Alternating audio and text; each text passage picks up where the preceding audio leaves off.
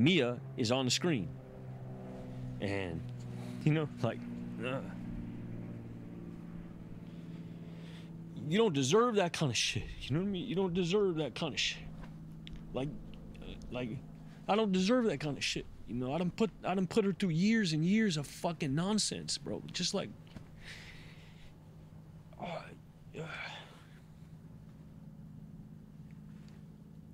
and I don't have nothing to offer her either. You know what I mean? I'm in the middle of my shit. You know, I'm fucking like, I'm like 2 months into this program. You know, I don't even have nothing going on. I have nothing going on. I'm making this list. She's at the top of the list, but I'm not reaching out to her or nothing like that. And you heard her voice, like she's like a fucking angel. You know what I mean? Everybody does their shit, and I'm fucking gone, you know? And so they let her go first, because I can't even fucking believe. And they all know, because I ain't had no family show up for me.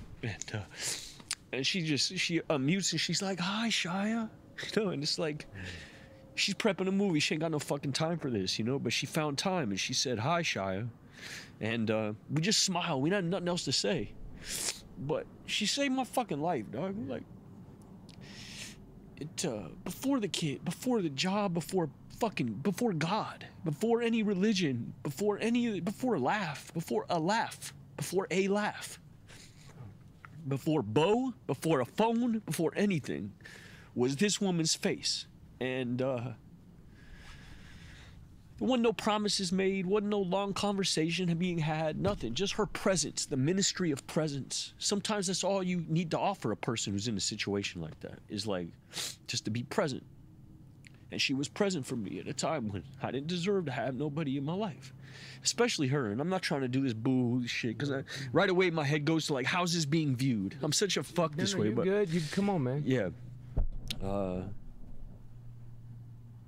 She's a real one. Man. She's a real one, and I'll never be able to.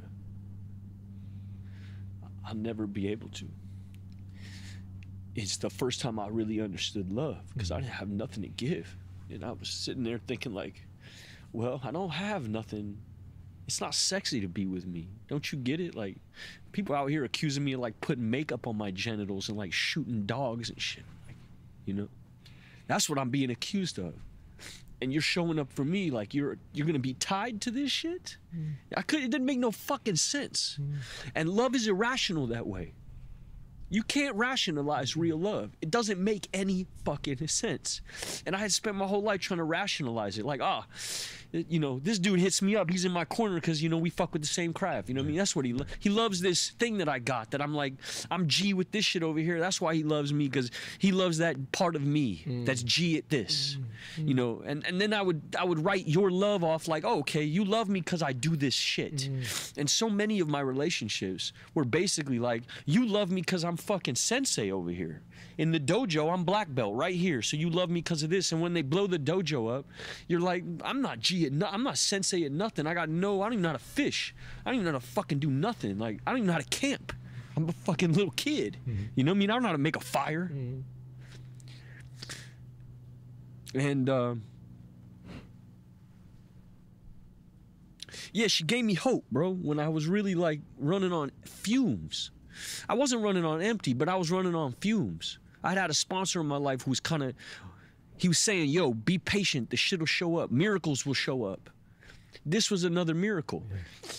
Bags packed is a miracle. You know, them laughing in the car is a miracle. My wife's face on the Skype call is a miracle. This shit starts to add up where, you know, it becomes this like, it creates faith, because you're not doing it. It wasn't some fucking dope poem I sent or some flowers I sent that put her on the Skype call. And it wasn't good behavior or being a man. Bro.